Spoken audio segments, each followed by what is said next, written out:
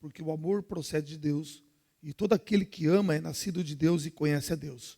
Quem não ama não conhece a Deus, pois Deus é amor. Nisso se manifestou o amor de Deus em nós, em haver Deus enviado o seu Filho unigênito ao mundo, para vivermos por meio dele. Nisto consiste o amor, não em que nós tenhamos amado a Deus, mas em que ele nos amou e enviou o seu Filho. Amados, se Deus nos amou de tal maneira, nós também devemos amar uns aos outros. Nunca ninguém viu a Deus. Se amarmos uns aos outros, Deus permanece em nós e o seu amor é em nós aperfeiçoado. Nisto conhecemos que permanecemos nele e que ele permanece em nós, pelo fato de nos ter dado o seu Espírito.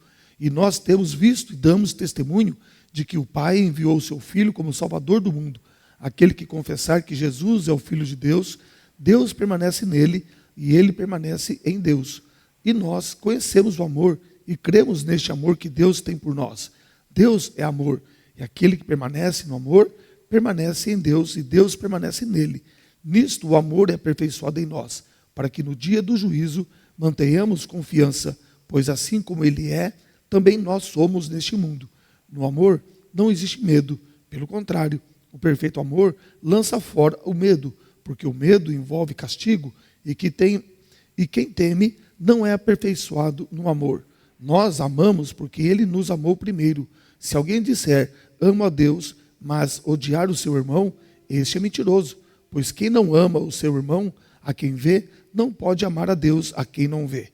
E o mandamento que dele temos é este: quem ama a Deus, que ame também o seu irmão. A palavra de João, falando aqui a respeito do amor, e ele fala que amor, ele se concretiza, né, ele se materializa, primeiramente, o amor de Deus por nós se materializou em enviar Jesus como nosso Salvador, a enviar Jesus para morrer pelos nossos pecados, levando sobre ele os nossos pecados. Então o amor de Deus por nós, ele é materializado na vinda de Cristo, na morte de Cristo, e na ressurreição de Cristo, e na volta de Cristo. E nós? Que nós dissemos que amamos a Deus, que nós proclamamos que amamos a Deus. Então João diz, espera aí, o seu amor tem que ser materializado não somente em Deus, mas em algo concreto, aqui na terra. E ele diz, você nunca viu a Deus. Então você dizer que ama a Deus é muito subjetivo. É muito subjetivo. O que ele está falando aos cristãos é, o seu amor cristão aqui na terra tem que ser materializado no amor que você tem pelo seu irmão em Cristo. Se você não ama o teu irmão em Cristo, a sua fé é mentirosa. Uau! E eu peço que você abra lá em 1 Coríntios, capítulo 13 agora. Por que a gente está falando isso? Porque a gente vai falar um livro sobre isso. Né? 1 Coríntios, capítulo 13.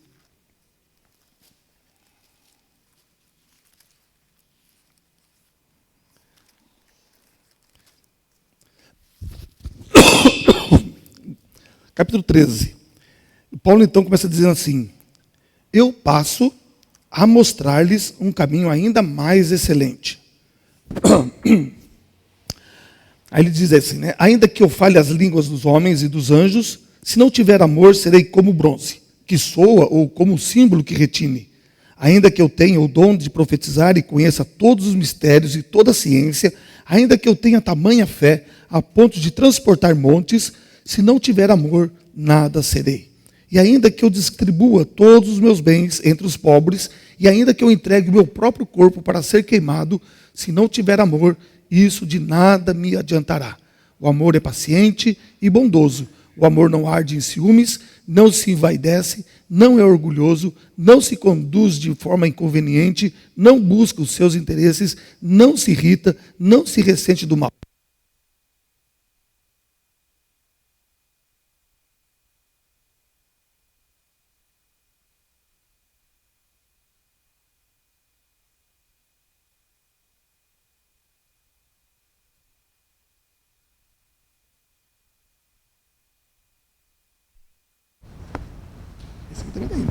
Aqui também está acabando a bateria. O amor não se alegra com injustiça, mas se alegra com a verdade. O amor tudo sofre, tudo crê, tudo espera, tudo suporta. O amor jamais acaba. Por que Paulo fala sobre isso no capítulo 13?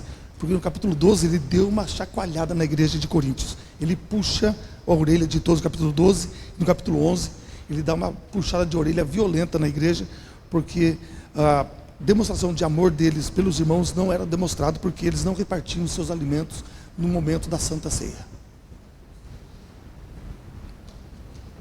Porque na Santa Ceia antigamente não era somente isso que a gente faz aqui, era uma refeição com toda a igreja. Eles se reuniam e quando se reuniam, então acontecia uma refeição junto à panela. E nesse junto à panela, cada um sentava com a sua comida, comia, enquanto outras pessoas não tinham dinheiro, não tinham mantimento, e as pessoas estavam ali passando fome, e os outros irmãos se banqueteando com a comida que estavam levando na igreja. E Paulo falou assim: peraí, que amor é esse que vocês têm? Aí Paulo dá uma puxada de orelha violenta neles, né? E é por isso que tem um capítulo 13 falando sobre o amor.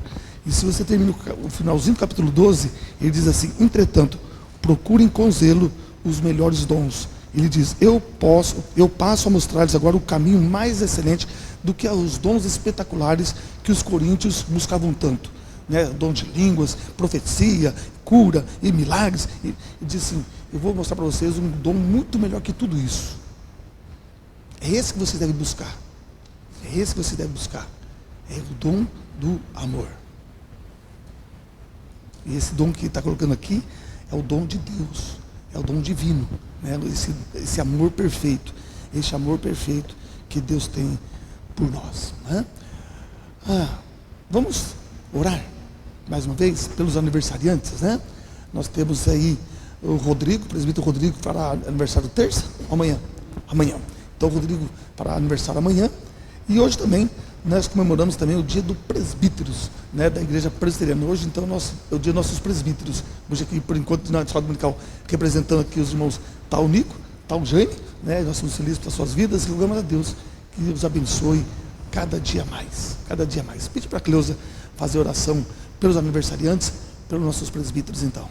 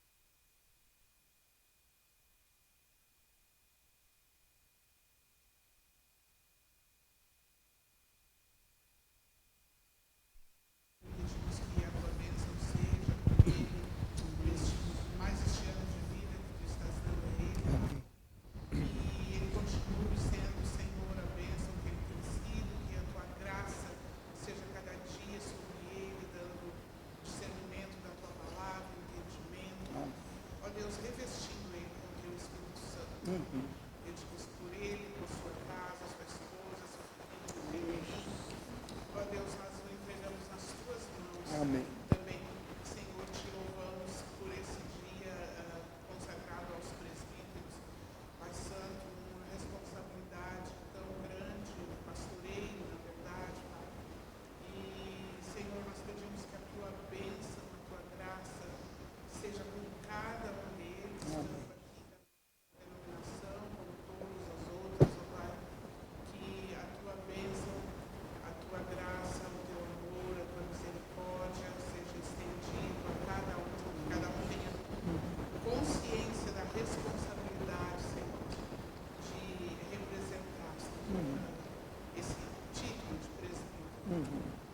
Entregamos tudo nas tuas mãos, pedimos pela explicação, pela explanação da tua palavra agora, pelo seu pastor. Amém.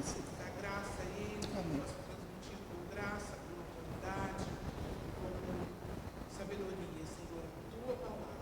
Entregamos tudo nas tuas mãos e te agradecemos em nome de Jesus. Amém. Amém. Muito bem, meus irmãos. Vamos então lá para o nosso livro de Cantares. Vamos abrir nossas Bíblias lá no livro de Cantares, ou Cântico dos Cânticos.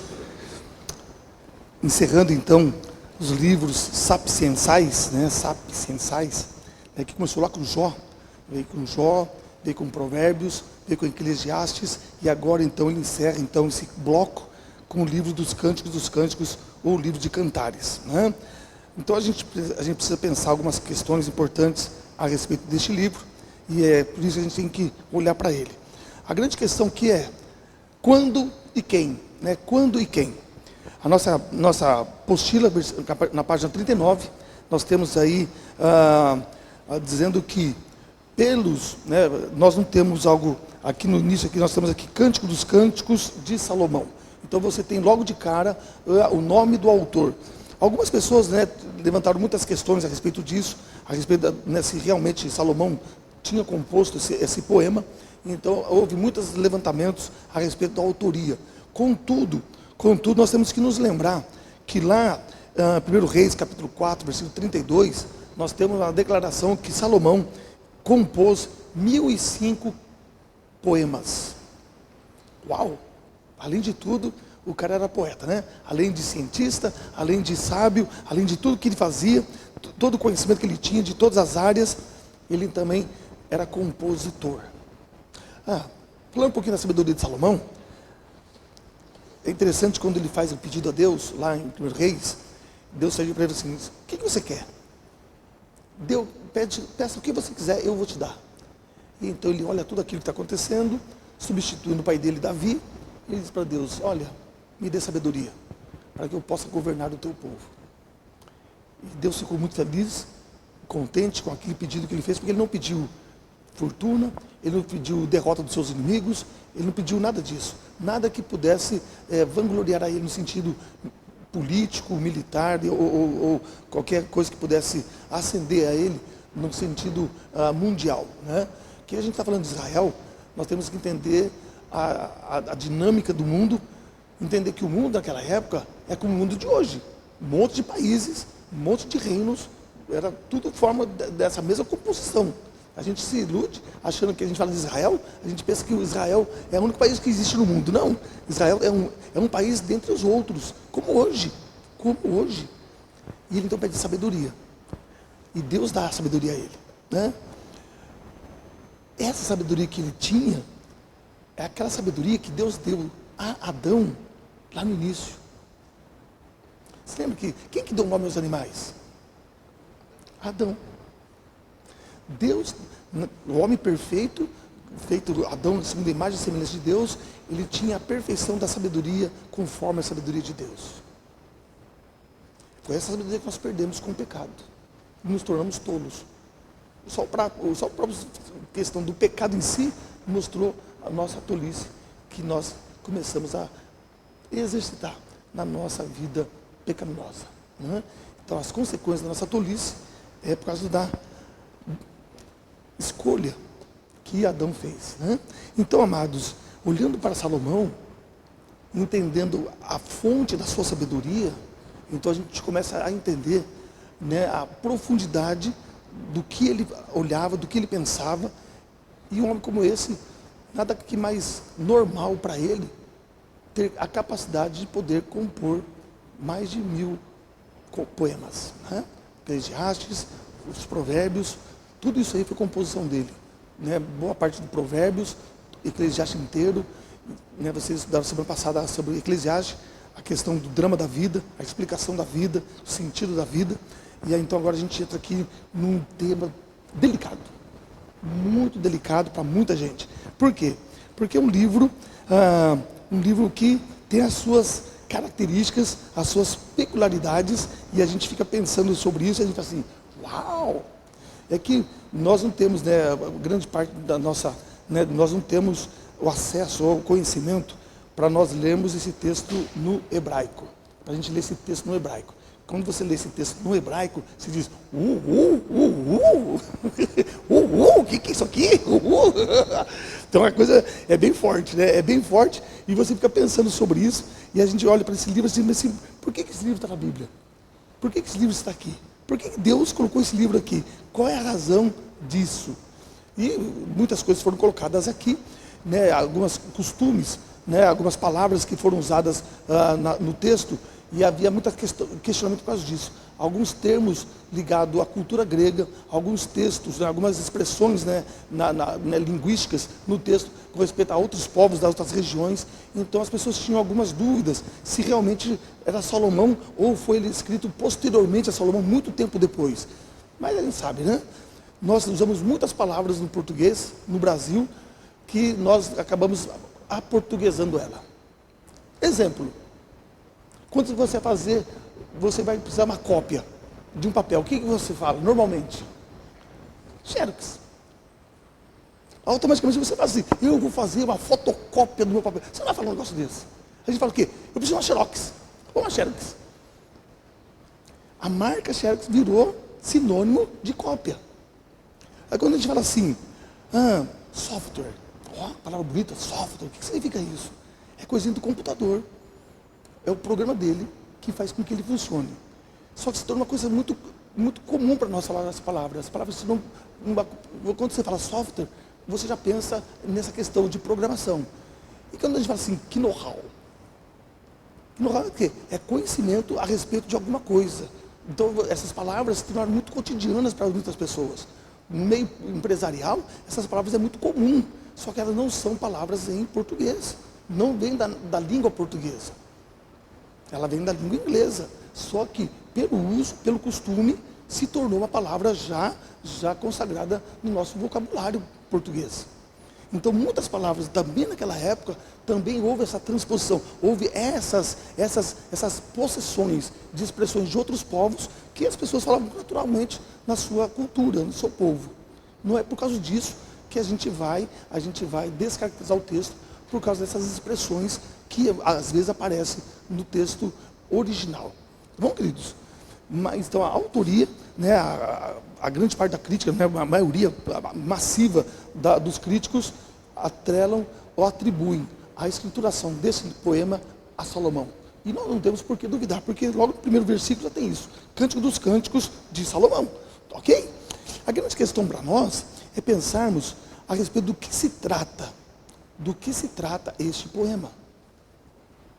E a gente precisa pensar, né, se você ler esse texto, eu costumo dizer assim para os casais, né?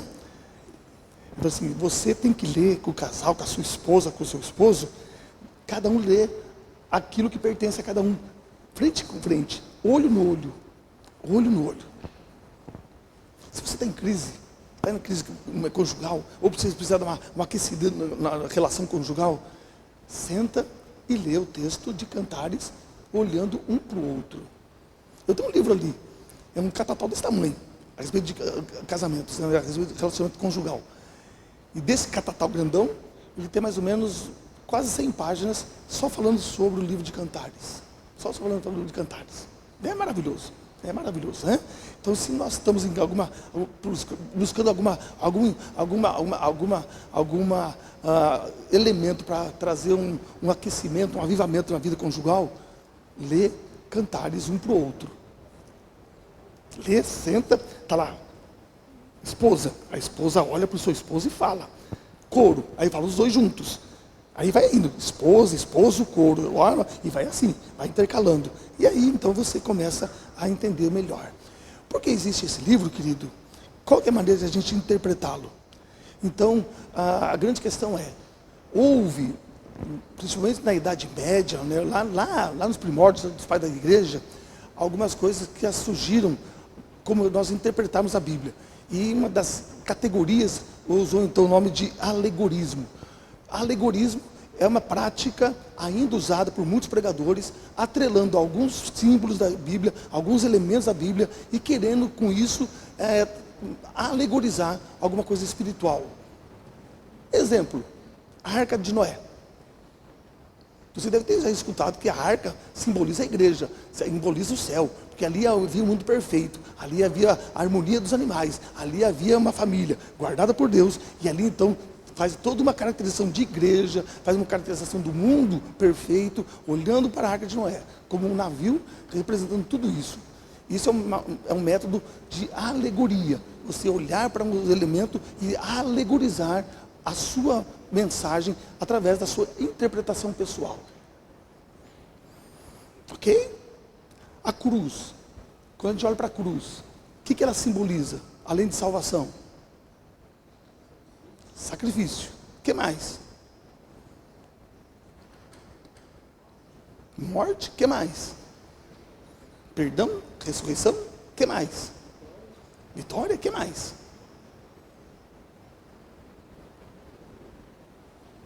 Tem livros, catatauzão, a respeito da mensagem da cruz.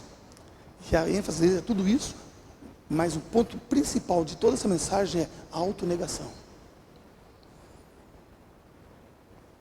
A autonegação. Então, essa é uma forma alegórica de nós olharmos para a cruz e interpretarmos o seu significado. Ok? Então, há muitas pregações baseadas em alegorismo.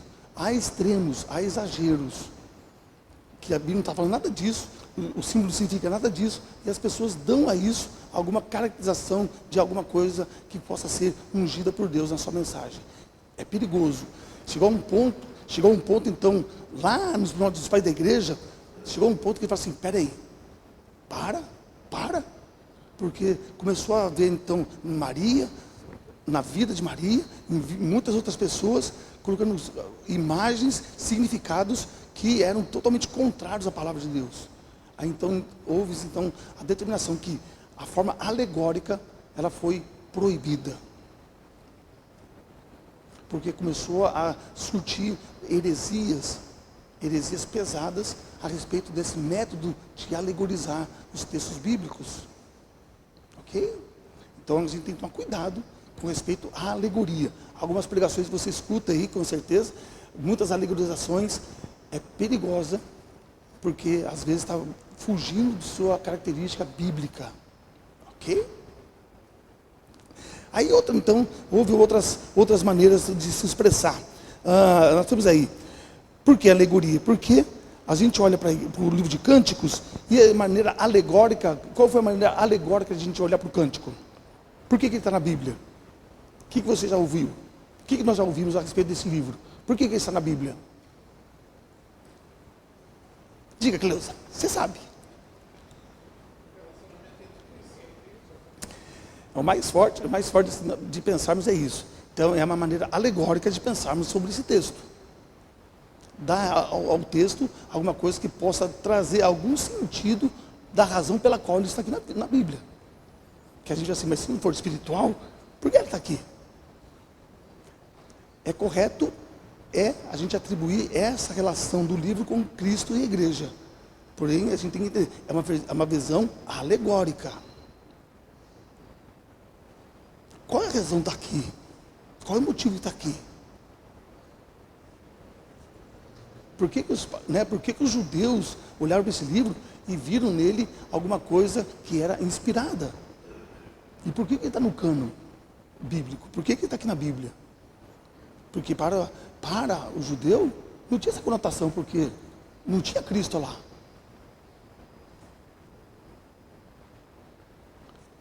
Ele não estava lá. Ele não existia. Havia a promessa do Messias. Mas entender que o Messias é questão da igreja, é um mistério de Deus que não revelado aos profetas, somente revelado com a vinda dele. A igreja de Cristo, ela foi só revelada no ministério de Cristo.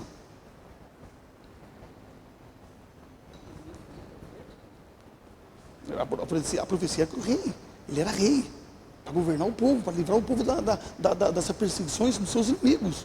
Mas não tinha essa característica de igreja, não tinha esse pensamento que nós temos hoje. Ok? Então, qual é a razão desse livro? Qual é o motivo dele aqui? Aí então a gente vai caminhar um pouquinho.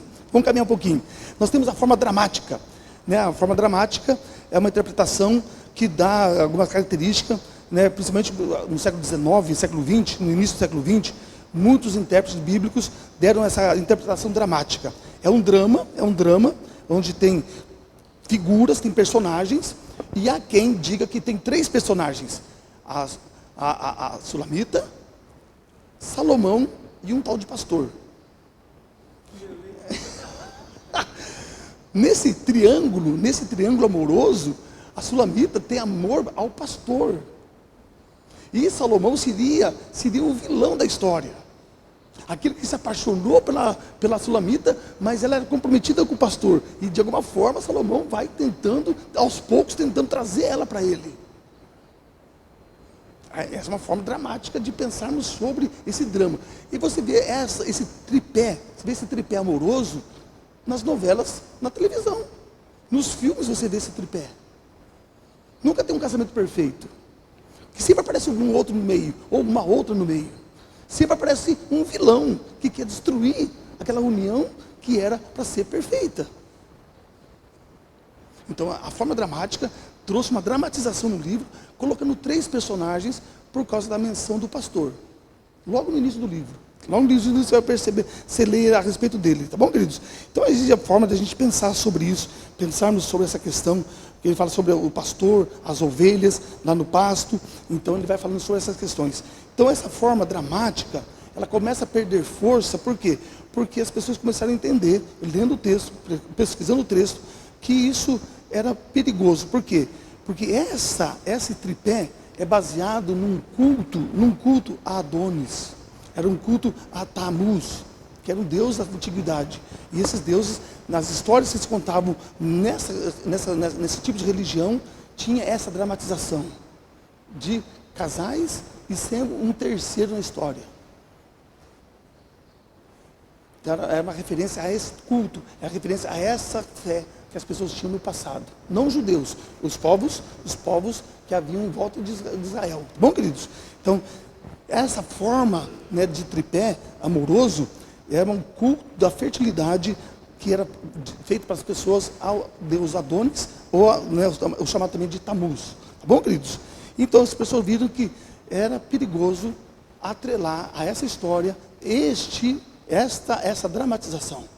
Eu falei, como que vai trazer uma figura, né, um panteão, né, que é de idolatria para a palavra de Deus? Então essa interpretação não é correta, não é isso o que está trazendo o livro. E aí, então, entre alegorias e dramatização, então as pessoas começaram a tentar interpretar esse livro de outra maneira. E esses 2 livros, Eclesiastes, Jó, quer dizer, 3 livros, Jó, Eclesiastes e Cântico dos Cânticos, são os livros mais difíceis de você entender a sua mensagem. Qual é a razão da escritura desses livros registrados na palavra? Chegar a um ponto na qual a gente pode entender o motivo que estão aqui no livro. Bom, queridos? Pensando aí, a gente olha na página 41, né? 41, né? Isso. Página 41, a gente tem algumas questões aí a respeito disso, como a gente vai pensar sobre esse livro. Então diz assim, lá no comecinho, tomar o Cântico dos Cânticos como uma unidade a ser interpretada normalmente, percebendo um padrão de intimidade crescente entre um homem e uma mulher que se amam, que no referencial ético das Escrituras nada mais pode ser que o princípio comprometidos e por fim casados, cujo relacionamento é descrito em uma linguagem pastoril, poética e altamente figurativa. Então as pessoas começaram a olhar esse livro e pensar assim, peraí, esse livro está falando sobre um casal. Por que a gente vai querer alegorizar uma mensagem que está evidenciando e está valorizando um relacionamento conjugal? Quem criou o casamento? Deus. Se é Deus o autor do casamento, por que não valorizar essa instituição criada por Deus? A família nesse aspecto divino, nesse aspecto de inspiração, ela é uma instituição sagrada. Ela é uma instituição sagrada. Porque o seu autor, o seu inventor, o seu criador é Deus. Ok? Que casamento perfeito nós temos na Bíblia?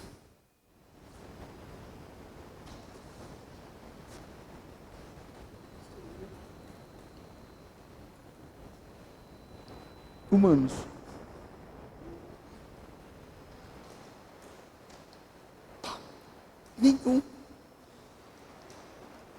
Nenhum casamento é perfeito. O casamento de Adão não deu certo, logo de cara. O casamento de Noé já deu problema com o filho.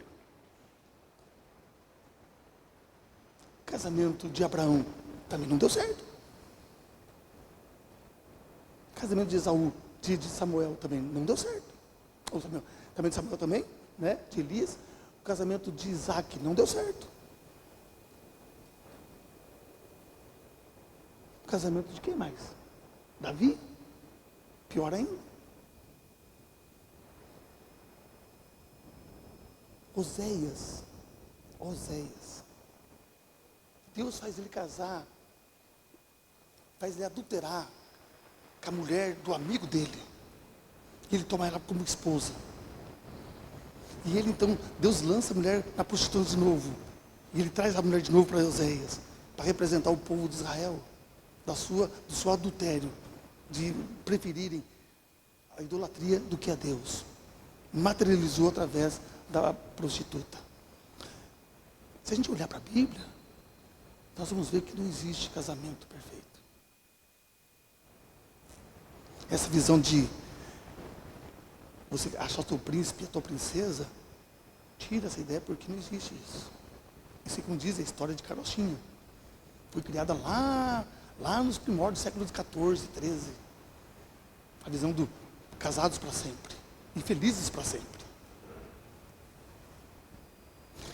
Então a gente olha para esse livro assim, opa, o que eu preciso aprender deste livro? O que eu preciso aprender com este livro? Primeiramente, queridos, a gente olha para esse livro e a gente precisa pensar assim, ó, ainda que o livro tenha sentido erótico em algumas partes, o Cântico dos Cânticos nunca é vulgar ou grosseiro ou em sua linguagem. Sua sensualidade é clara, mas não explícita. É exposta, mas dignificante. É cativante, mas tímida. Contribui para o amor ao invés de ser o centro. Assim, o cântico contribui para a revelação de Deus, a exaltar o tipo de amor que segue o padrão criativo de Deus e evita aquelas distorções das quais a própria Escritura dá amplo testemunho. Então a gente olha para esse livro, porque o mundo, com as suas perversões, praticamente se tornaram uma norma. Mas o livro de Cânticos é o tempo contemporâneo e relevante para nós entendermos o verdadeiro sentido do amor conjugal. E então a gente fala assim, formas literárias do livro. A gente pensa sobre essas questões. Ele não é um livro cronológico, ele não está seguindo uma linha cronológica dentro desse relacionamento. Ele tem monólogo, ele tem um diálogo, ele tem conversas retóricas entre a noiva e as filhas de Jerusalém, tem recordações da vida familiar da noiva. O livro traz um crescimento nesse relacionamento, retratado nos poemas e os anseios, os desejos de um do outro. Capítulo 1, versículo 2 a 4, e o capítulo 8, versículo 1 a 4. Vamos ler? Vamos no capítulo 1.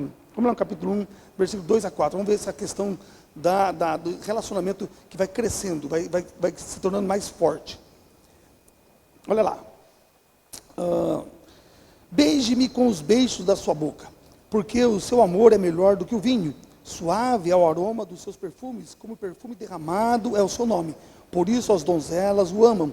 Leve-me com você, vamos depressa. O rei me introduziu nos seus aposentos. E aí vai no capítulo 8. Depois de tanta... Você vai ler o livro, né? Você vai ler o poema, você vai ver que muita coisa está acontecendo nesse meio todo. E aí chega no capítulo 8, no versículo de 1 a 4. Quem dera que você fosse meu irmão, amamentado aos seios da minha mãe.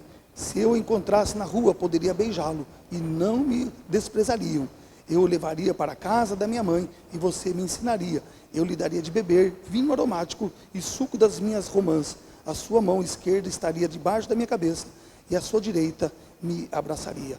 Filhas de Jerusalém, jurem pelas gazelas e pelas corças selvagens, que vocês não acordarão, nem despertarão amor, até que este o queira.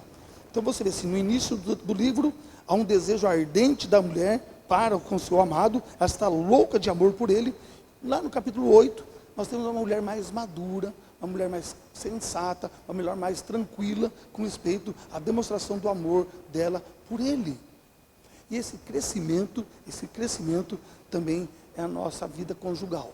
A gente começou com muita coisa errada, muita coisa louca, e ao passar do tempo a gente vai indo, aí chega um momento que a gente vai se tornar mais mais companheiro, vai se tornar mais maduro, mais sensato nas nossas conversas, nos nossos desejos, nos nossos anseios. Então, a vida conjugal, a gente tem que entender que ela é um crescente. Ela começa no pico da paixão, depois daquela baixada, ela vai estabilizando, e muitas vezes nessa estabilização é onde o casal chega àquela crise dos 7 anos. 7 anos é derradeiro na vida do casal. Aí chega aquela crise de 7 anos e diz assim, você quer continuar comigo ou não? Aí você diz, se eu quero continuar com você ou não. Aí é uma decisão sua, se você vai querer ou não, você tem que dizer, eu quero continuar com essa pessoa ou não. Porque você já viu todos os defeitos dela. Você já viu todos os seus defeitos. Se você já viu todas as suas manias. Aí você diz, e agora? Então, o que eu faço? O que eu faço com essas manias desse cara? O que eu faço com essa mania dessa mulher? O que eu vou fazer com esse negócio? E muitas vezes é onde se dá o divórcio. Se dá o divórcio nesse período, de 1 a 7 anos. As pessoas não conseguem conviver com a limitação do outro. Não conseguem conviver com a limitação do outro, ou da outra. Então as pessoas tomam um passo e dizem, eu tenho o direito de ser feliz. Então abandona aquela história e começa uma nova história. Com o mesmo ciclo, alto, ele vai caindo, vai caindo. Vai chegar no mesmo ponto, vai chegar no mesmo lugar. E então a gente vê essa variação de casais, né? Turma, casa. Tem um cara que casou um dia, no outro dia estava divorciado. Gastou uma fortuna na festa do cara lá, no outro dia estava divorciado. Falei, mas não é possível, esse negócio é loucura.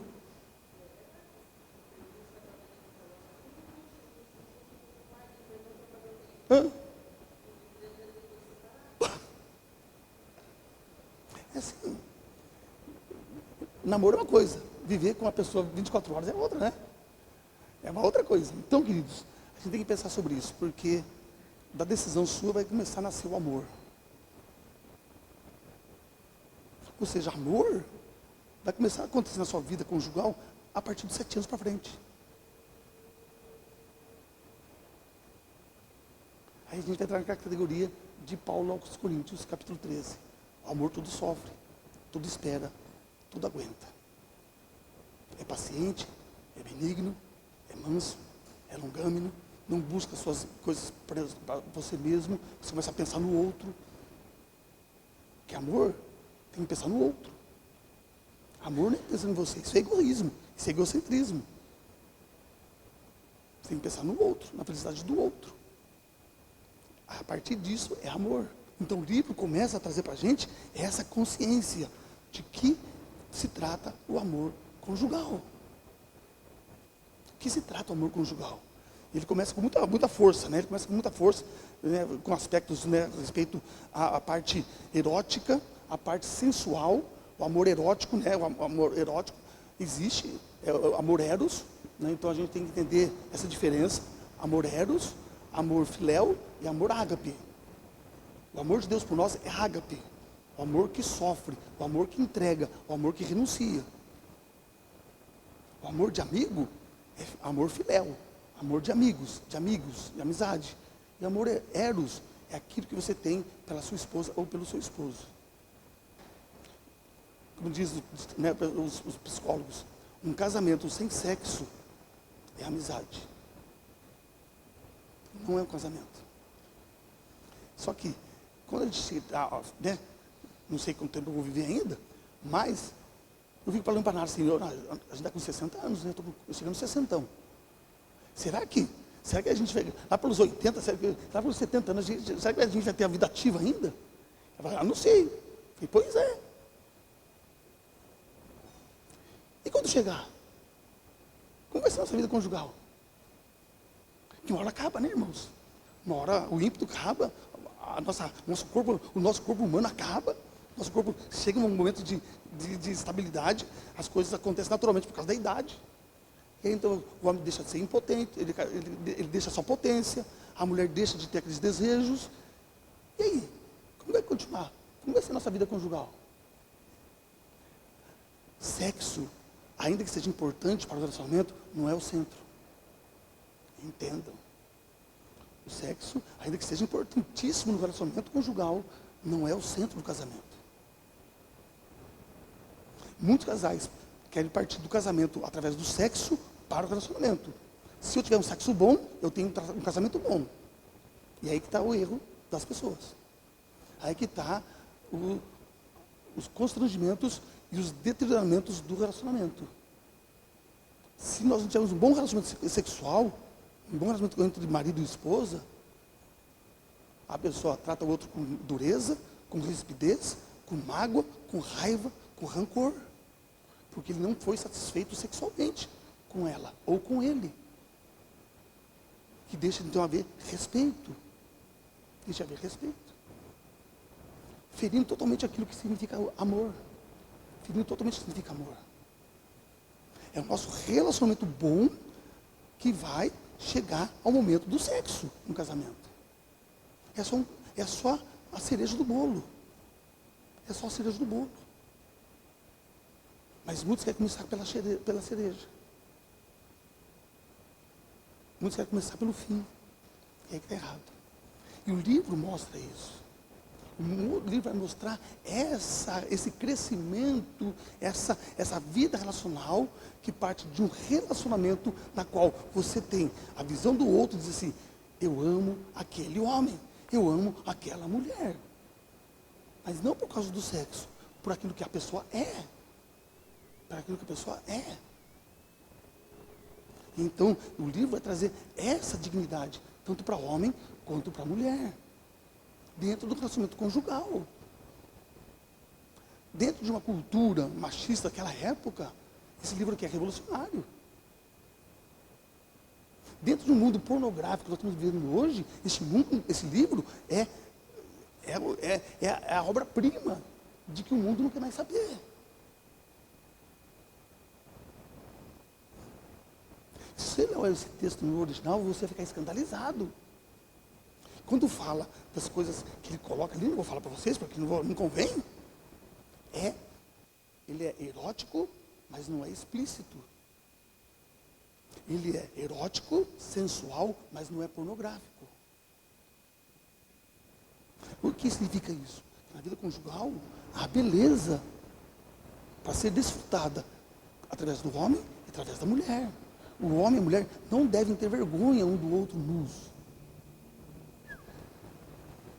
A pessoa pregando isso aqui na noite? Os presbíteros vão me chamar, nossa, louco, pastor, você está ficando louco, pastor. É uma mensagem para adultos. É uma mensagem para adultos. A mensagem que nós temos que falar para nossos filhos quando eles crescerem mais. Entender a beleza da vida conjugal. Entender a beleza do relacionamento conjugal. Mostrar a eles que o relacionamento sexual, na sua beleza, é somente através do marido e da esposa. Qualquer tipo de atividade sexual fora do casamento é pecado. Está errado. Quem está sendo abençoado pelo Senhor? Nós temos que entender o que Deus tem para a minha vida como cristão. Nós somos como igreja católica, né?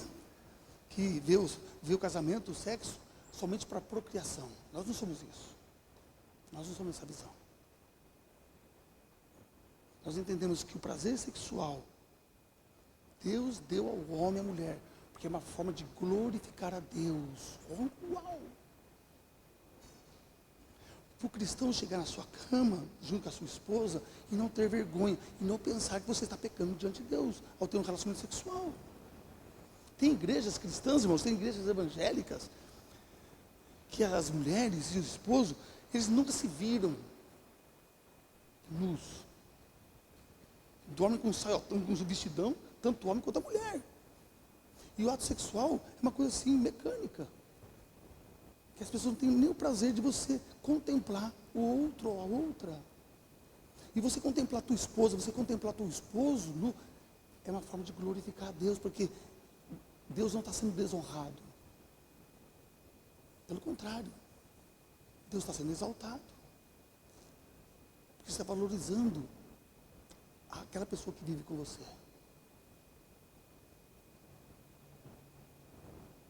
Muitos, homem ou mulher, às vezes valorizam muito lá fora e olham para sua esposa, Aí olha com respeito, quer ter castidade. Peraí, você olha as mulheres na rua, você olha às vezes o homem na rua, e quando você olha para o teu esposo, para a tua esposa, você quer ser uma pessoa no sentido moral perfeito? Os seus olhos têm que ser para ela. E é isso que o texto diz: a minha mulher é linda. Se você não achar a tua mulher linda, meu irmão, olha, cuidado. Outros vão achar. Se você não acha o teu esposo lindo, outras vão achar. E o livro valoriza isto. É isso que está valorizando. Como que você olha para a tua esposa? Como que você olha para o teu esposo? Como que você relaciona-se com ele? Como que você relaciona-se com ela?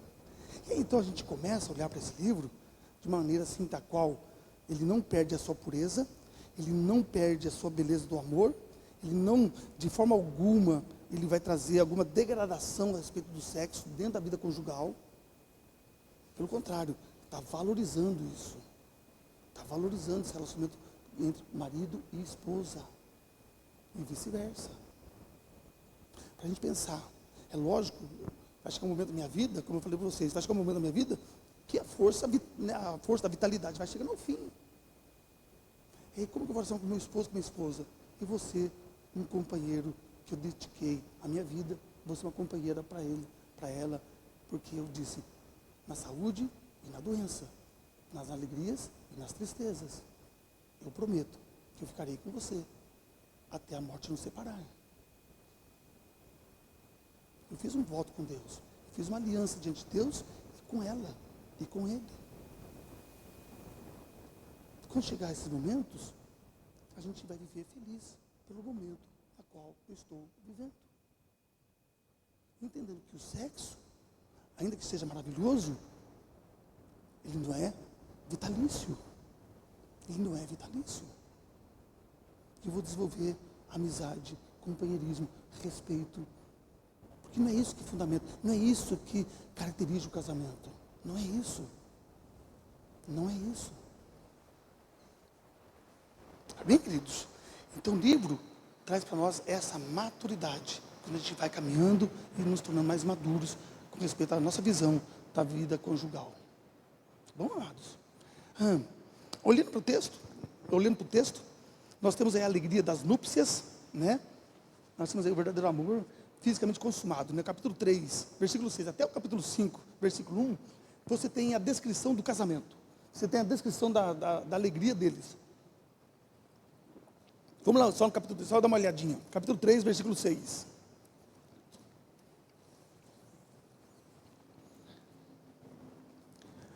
O que é aquilo que vem subindo do deserto como colunas de fumaça, perfumado de mirra, de incenso, de todos os tipos de pós aromáticos do mercador? É a liteira de Salomão, vem escoltada por 60 valentes, dos melhores valentes de Israel. Todos sabem manejar a espada e são treinados para a guerra. Cada um leva a sua espada na cintura por causa dos temores noturnos. O rei Salomão mandou fazer um palanquim de madeira do Líbano. As colunas eram de prata e o encosto de ouro, o assento de púrpura. O interior foi enfeitado com carinho pelas mulheres de Jerusalém. Saiam, ó filha de Zaião, e venham ver o rei Salomão com a coroa, com a sua mãe o coroou, e no dia do seu casamento, no dia da alegria do seu coração. E agora o texto vai mostrar para nós a beleza das núpcias de Salomão com a sulamita. Ela vai indo até o capítulo 5, versículo 1. Diz assim: já entrei no seu jardim, meu amor, minha noiva, colhi a minha mirra com as especiarias, comi o meu favo com mel, bebi o meu vinho com leite. Comam e bebam, meus amigos, até ficarem embriagados de amor. Você sabe o que está falando aqui, né? Está falando no momento que eles entraram no leito e eles então tiveram prazer um com o outro sexualmente. Aqui é a descrição de que eles se casaram e agora eles vão cumprir as núpcias. Ai, deixa eu explicar esse negócio, né? Deixa eu explicar esse negócio aqui, é complicado. Que naquela época tinha essa questão da castidade, da virgindade. E então, o casamento está tudo feito aqui, e lá no palanque, lá no alto, aquele palancão assim, era o trono lá, é onde ele vai ter um relacionamento sexual com ela, no meio da festa.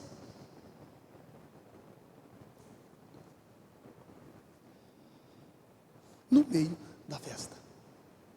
E todo mundo, todos os convidados estarão ali. É lógico que está lá com os véus, eles não vão ficar vendo, mas eles sabem que está lá. E todo mundo está festejando essa festa. E ela é consumada no ato sexual. O casamento é marcado, é legitimado com o relacionamento sexual. Eu já conheci pessoas, eu já conheci alguns casais. Casou, passou um mês, quase 2 meses, a pessoa entrou na justiça para anular o casamento. Já na nossa igreja presbiteriana.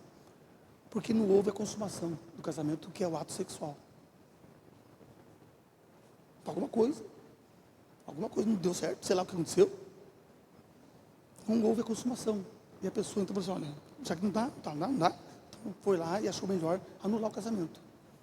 E o fato de você não consumar o casamento sexualmente é uma justificativa plausível para a justiça anular o teu casamento. Aí então fazia aquela festa. O casal ia lá para o leito deles, todo mundo festejando. E para marcar se a pessoa era virgem, aí é a visão cultural. Então trazia-se então um lençol, onde era mostrado o sangue. Que aquela mulher perdeu a virgindade no ato com o seu esposo.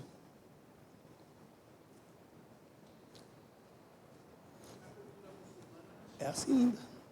Muitas culturas ainda é assim. Muitas culturas ainda é assim. Se uma esposa vai lá no leito e ela não é mais virgem, naquela época era legitimado que seja anulado aquele casamento. Porque aquela mulher não estava no estado de virgindade.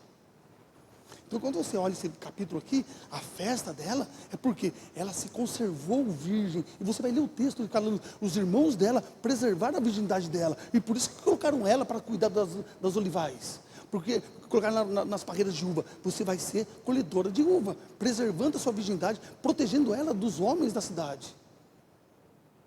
Porque eles sabiam que a virgindade dela era preciosa. Que daria a ela um direito de um casamento feliz. Logo de cara. O que é mais fácil, irmãos? A gente pregar. A gente fala para os nossos filhos que é proibido ter sexo antes do casamento? Ou a gente dizer para eles que para Deus o que legitima um casamento é a relação sexual? O que é mais fácil a gente ensinar nossos filhos? É proibido? Ou a gente dizer o sentido que é? Para muitas pessoas, o mais fácil é dizer, é proibido. É proibido. É mais simples, mais direto, e a gente não tem dor de cabeça. Só que, quando você perde o princípio, eu já escutei dentro da igreja presbiteriana, não da nossa região, de outros lugares, uma discussão entre as irmãs lá, conversando. E o zum chegou, bateu assim, chegou. Eu não era pastor, não era. Chegou o zum, a discussão das irmãs da igreja. Eu não sei o que eu dou para minha filha adolescente. Eu não sei se eu dou anticoncepcional, eu só dou camisinha para ela. Aí eu fiquei, Você entendeu? Quando a gente perde o princípio, você acha que sexo pode ser praticado por nossas filhas ou por nossos filhos de maneira natural. Quando a gente não ensina o princípio, nós estamos falhando. O princípio é dizer para os nossos filhos, tenha consciência do que você vai fazer. Porque diante de Deus, o ato relacional, sexual seu, para Deus, você está legitimando casamento. Deus vai te olhar e vai dizer assim, você está casado diante de mim. E aí você vê a juventude sendo promíscua. Namora aqui, acaba o namoro, namora lá, transa aqui, transa lá, transa aqui, transa lá. E vai embora. A sua vida pregressa no adultério.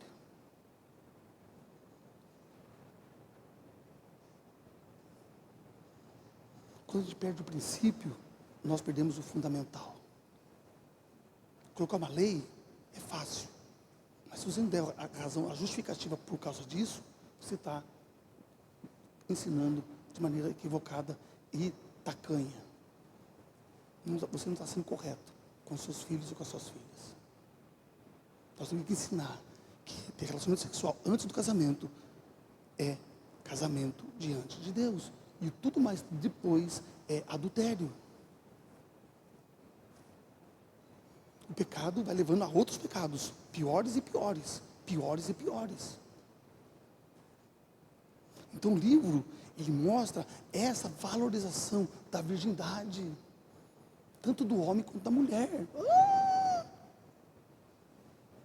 Eu sou de um tempo, eu, Nico, seu Nino, Jaime, acho que o Edmilson também, o Ednelson também, nós somos de um tempo que muitos pais, quando a gente fez 12 anos, né, o seu Gilmar, pode ter acontecido dos seus pais, nossos pais, terem levado a gente no prostíbulo, para a gente perder a virgindade. Eu sou de um tempo que os pais faziam isso com os seus filhos, homens, filhos homens. As filhas, Deus me livre. Isso é uma realidade que nós vivíamos. É uma realidade que nós vivíamos. É um mundo que nós tínhamos. É um mundo que nós tínhamos. Filho homem, tem que ser homem. E o pai, para provar que ele é homem, ele vai levar lá no prostíbulo. Para o filho, então, perder a virgindade com a mulher. Nós somos um tempo desse. Meu pai não fez isso comigo, graças a Deus. Meu pai não fez isso comigo. Mas acontecia normalmente. Normalmente acontecia isso. E esse livro valoriza esta virgindade entre homem e mulher, preservando-se um ao outro, para esse momento maravilhoso das núpcias, onde um e o outro vão se descobrir. Uau! Aí você consegue entender a expressão de Adão, né? Coitadinho, saiu da anestesia, acordou da anestesia, dá de cara, eita! Eia! E ele diz, essa aí é osso dos meus ossos, carne da minha carne, louvado seja Deus, louco! A alegria dele foi assim, uau, que coisa louca essa, que é isso aqui, Deus? Então, é companheiro que eu fiz para você, Deus é bom demais. Gente, não pode perder essa beleza, gente. A sua esposa é essa mulher, o seu esposo é esse homem. E o livro faz a gente vibrar com isso. Então, a gente chega a um momento que a gente vê assim, peraí, vamos conversar mais um pouquinho. Vamos lá, divisão do livro, vamos lá para as divisões. Vamos para as divisões. Algumas divisões do livro que é importante você pensar, né?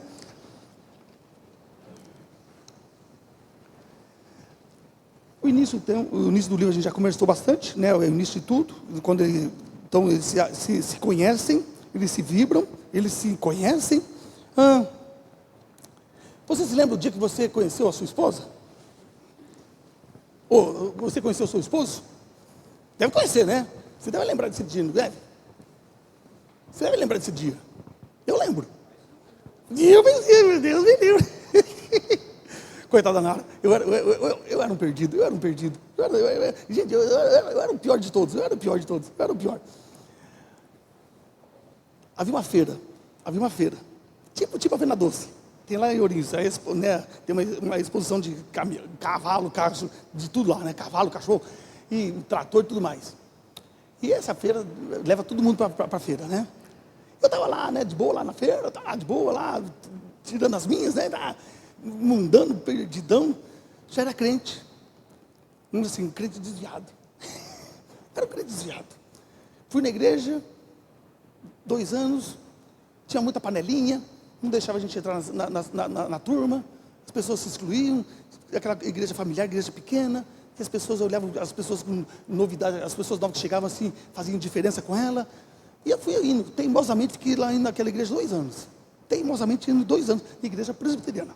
2 anos naquela igreja. Porque foi na presidente que houve a minha conversão. O pastor não conversava comigo, o pastor não falava nada. Nem doido esse negócio. E na reunião dos jovens, e mesma panelinha, que negócio todo. Falei assim, caramba, que coisa. Aí depois eu comecei a fazer o serviço militar, aí escambou. Aí, falei, bom, aqui a farra é melhor, a bagunça é melhor, e vamos para esse lado aqui. E fiquei um tempo, né, longe da igreja. Estava naquela feira, lá curtindo, tinha lá estava uma guria lá, e de repente passa nada. Passa nada. Uau! Que loira bonita! Nossa! O coração veio. Eita ferro! Lascou. Aí acabou a feira, não vi mais ela, falei, caramba, né? Fiquei lá matutando. Eu tinha uma RX 125, pedorrenta. Até. E rodei a cidade, nada de encontrar ela. Na casa do meu amigo, uma rua dos principais, estou sentado lá no murinho, conversando com meu amigo.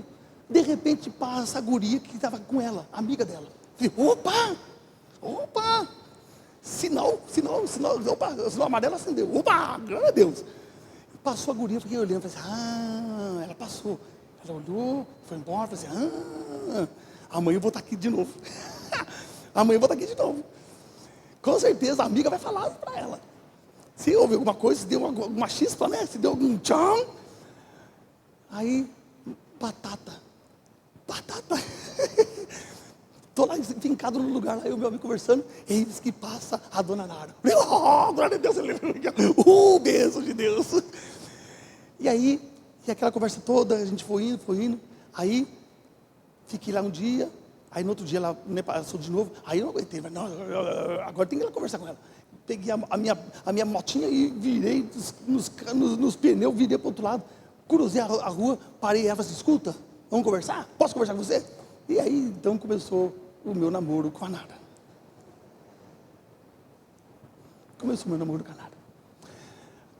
Amados, o texto vai falar sobre isso, esse início da nossa vida conjugal. Como que foi? Ele fala do passado. Como foi a sua vida conjugal? Como que você encontrou o teu esposo? Como que você encontrou a tua esposa? Isso é bacana você relembrar. Isso aquece o teu relacionamento. Isso faz você entender, ver, foi a bênção de Deus, foi a mão de Deus que nos uniu e nos fez conhecer. Aí você vai caminhando. E o livro vai falar sobre isso nos seus primeiros capítulos. Ele vai falar sobre isso.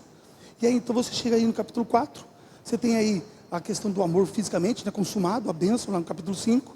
Aí você tem, né, virando aí, você tem o fortalecimento do meio da resolução de conflitos. Fortalecimento do amor por meio de resoluções de conflitos e do elogio mútuo. Capítulo 5, versículo 2, até o capítulo 8, versículo 4, deu BO no relacionamento. Deu BO no casamento. Deu BO no relacionamento. E você vai ficar olhando assim, assim, eita nós. O que aconteceu? Olha o versículo 2, capítulo 5. Então, ela diz assim, eu dormia, mas o meu coração estava acordado. Eis a voz do meu amado que está batendo. E ele então diz, deixe-me entrar, meu amor, minha querida, minha pombinha sem defeito, porque a minha cabeça está cheia de orvalho e os meus cabelos de gotas da noite. Então ela diz no versículo 3, já tirei a minha túnica, como posso vesti-la outra vez? Já lavei os pés, como voltar a sujá-los? O meu amado meteu a mão na porta, na fresta, o meu coração se estremeceu, eu me levantei para abrir a porta, o meu amado, as minhas mãos destilavam mirra e os meus dedos deixavam escorrer mirra preciosa sobre a tranca da porta. Abri a porta ao meu amado, mas ele já tinha se afastado e ido embora. Bateu a crise conjugal.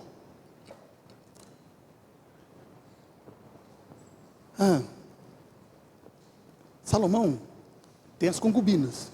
Diz o texto que tem 1000 concubinas. Esposa é uma. Só que ele não vive com ela. Eles vivem em lugares diferentes. Vivem no palácio, separados. Os casamentos políticos que ele fez, cada esposa tem a sua casa. Cada esposa tem o seu palácio. E ele tem que fazer visitas nessas casas, que são esposas dele. Era a cultura deles. Ele chega na casa dela. Ela diz, eu não vou te receber hoje. Não quero nada com você hoje. E cheio de vontade, cheio de amor, cheio de paixão, diz, hoje eu não quero saber de você. Hoje eu estou com dor de cabeça. Hoje eu estou com enxaqueca. E assim vai, né? E assim vai. Histórias a gente escuta de tudo lado. E aí então diz assim, "Ih, deu boi na linha. Deu boi na linha. Deu boi na linha. Lascou. Aí então ela diz, eu não quero saber nada de você. Ele vai embora. Mas quando ela se arrepende, ela vai recebê-lo. Só que tinha ido embora. E aí vai ser todo o processo, do capítulo 5 até o capítulo 8, para resolver a crise conjugal. Uau! A crise veio. A crise aconteceu. Como que resolver essa crise? Então tem todo esse processo. Você vai lendo o texto, todo esse processo vai se desencadeando numa solução. Numa solução. Qual foi a solução? Como se termina uma briga entre casais? Não é na cama. Não é lá. Não é lá. É no olho no olho. É no olho no olho.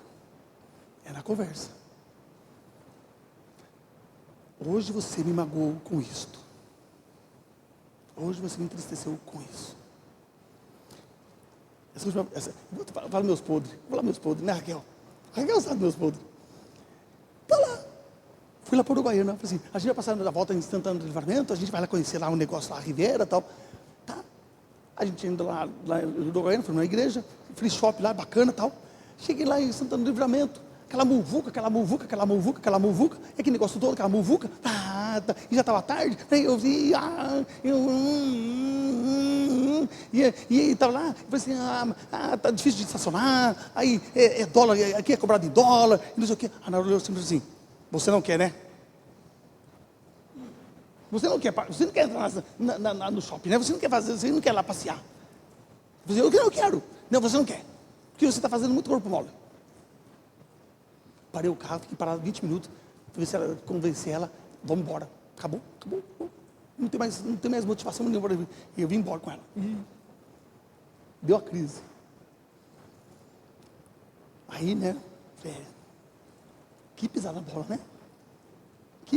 Eu sou um retardado mesmo. E aí, então, chegou o momento assim, perdão, né? Eu sei que eu errei. Perdão. Você não pensou em mim? Eu não pensei em você. Eu não pensei em você. E é assim que muitas vezes nós fazemos. As nossas reações inconvenientes, erradas, é que nós pensamos em nós e não pensamos no outro. Não pensamos na outra. Aí chega um momento que a mulher salomita chega para Salomão e diz, me perdoa. Me perdoa. O que o rei faz? O que Salomão faz? Vai rechaçá-la? Vai desprezá-la? Não, ele a ama. Então ele perdoa. E eles voltam a ficar felizes. Então, amados, o relacionamento conjugal vai ter muitos acertos, mas com certeza os nossos erros serão maiores. Os nossos erros serão maiores do que os nossos acertos. Nossos casamentos vai ter muito mais momentos de conflitos do que de paz. Nossos relacionamentos serão mesclados com grandes períodos de conflitos, breves momentos de alegria, mas a maioria das vezes a gente vai estar se acertando com aquilo, com isso, com aquilo. Constantemente nós estaremos enfrentando atritos. Seja por pequenas coisas, seja por grandes coisas. Seja porque você não escovou o dente, seja porque você deixou a escova do lado, seja porque você foi lá no banheiro e deixou sujo. Seja por N coisas. Mas o que faz com que o casamento seja solidificado, seja sadio? É como que nós resolvemos os nossos conflitos. É como que nós resolvemos os nossos problemas. Como que nós resolvemos nossos erros. E é assim que Deus mostra-nos a sua graça, a sua misericórdia, porque nós fazemos a mesma coisa com Ele. Nós pisamos na bola da mesma forma, ou até pior com Deus. E Deus continua sendo gracioso, misericordioso, amoroso com a gente. E nos perdoa. Isso não faz com que a gente tenha uma vida negligente diante dEle. Pelo contrário. Essa manifestação do amor dele por nós em Cristo faz com que a gente valorize ainda mais ele. E a gente tem um desejo muito maior de andar com ele. Aí então, a gente entra no âmbito da igreja e Cristo. Aí então o livro se encaixa nessa visão. A dedicação de Jesus para a sua noiva. A sua dedicação, o seu altruísmo, o seu amor para com a sua noiva. Tudo Cristo fez por ela. Ele vai fazer até o fim. Quando vai levar o dia da núpcia, o dia do casamento de Cristo com a sua igreja. Essa noiva ataviada, imaculada, perfeita. Mas até esse dia chegar, a noiva muitas vezes vai dizer para o noivo: eu não quero conversar com você. A gente não ora, a gente não lê a Bíblia, não temos prazer de vir na igreja, não temos prazer na vida cristã, mas ele diz: eu te perdoo. Então isso faz com que a gente valorize ainda mais o nosso Salvador. O livro existe, queridos, porque ele é a forma de Deus mostrar nesse livro como que seria o nosso relacionamento conjugal perfeito. Se não fosse o pecado. Se não fosse o pecado. Mas dentro da nossa característica pecadora, o livro continua mostrando um casamento perfeito aos olhos de Deus, com seus erros e com seus acertos, com as coisas boas e com as coisas negativas, e aquilo que nós precisamos valorizar e aquilo que nós precisamos desprezar. Esse livro tem um fundamento espiritual muito forte, porque ele diz para o casal: é possível você ter um relacionamento sadio com a tua esposa e com o teu esposo, mas o padrão é estabelecido por meio desse livro.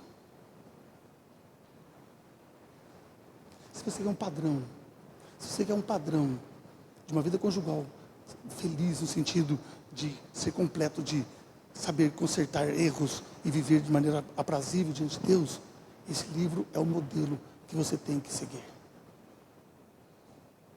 Esse é o livro modelo para casais.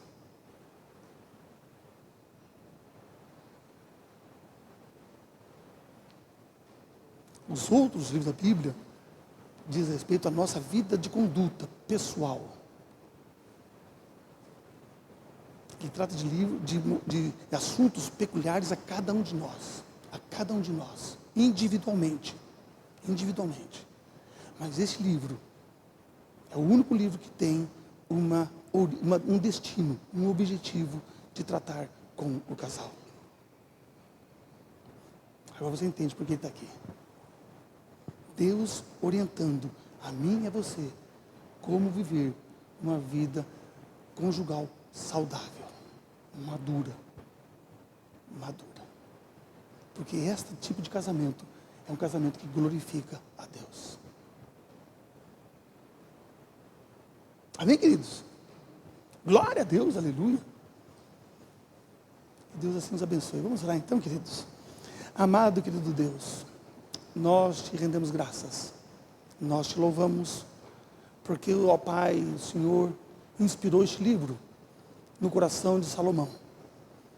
E o pessoal do passado, Pai, aqueles homens fiéis ao Senhor, entenderam essa mensagem, entenderam que esse livro era inspirado pelo Senhor. E nós, ó Pai, adotamos também essa mesma convicção, que este livro está aqui para mostrar, ó Deus, uma vida conjugal saudável. Mas também ela nos mostra uma vida dedicada do Senhor para a tua igreja, para as nossas vidas. Assim como o Senhor se compromete com a noiva, o Senhor, ó Deus, também faz com que nós pensemos como noiva, se nós estamos dedicando o nosso coração, a nossa vontade para satisfazer ao nosso noivo. Nós te agradecemos por este momento, pelo momento que nós temos aqui, ó Deus, de aprendizado. Que o teu Espírito, ó Pai, testifique este livro no nosso coração. E que nós possamos, ó Pai, amá-lo, como nós amamos a tua palavra, ó Deus, no todo. E assim, ó Pai, nós te bendizemos por esse dia. Consagramos, ó Pai, o nosso coração ao Senhor nesse dia. E queremos adorá-lo, ó Deus, através do culto solene, para a glória do teu nome. Guarda nossas vidas, guarda nossas famílias. e que nós possamos estar aqui, ó Pai, celebrando a alegria de estarmos em comunhão com o Senhor, através de Cristo Jesus. E assim oramos, ó Pai, agradecidos, em nome do Teu Filho amado Jesus. Amém. Deus abençoe, queridos.